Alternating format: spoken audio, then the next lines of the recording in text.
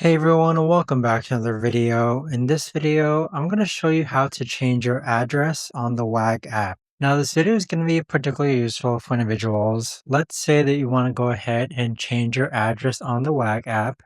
How do you actually go ahead about doing so? Now, this video is going to be short, sweet, and simple, guys. There's not going to be a lot of steps involved. Now, in order to do this, what you're first going to do is log on to the WAG app. Next, click on Account on the bottom right-hand corner.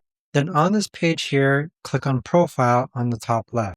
Click on your address. Then this is where you can change your address. So go ahead and enter your new address, then click on Done. Then click on Save, and there you have it. But that right there, guys, is the best and easiest way that I know of to actually go ahead and change your address on the WAG app. If you guys know of a better or easier way to actually do this, let me know in the comments down below. I would love to know. Thanks so much for watching, everyone, and I'll see you guys all in the next video.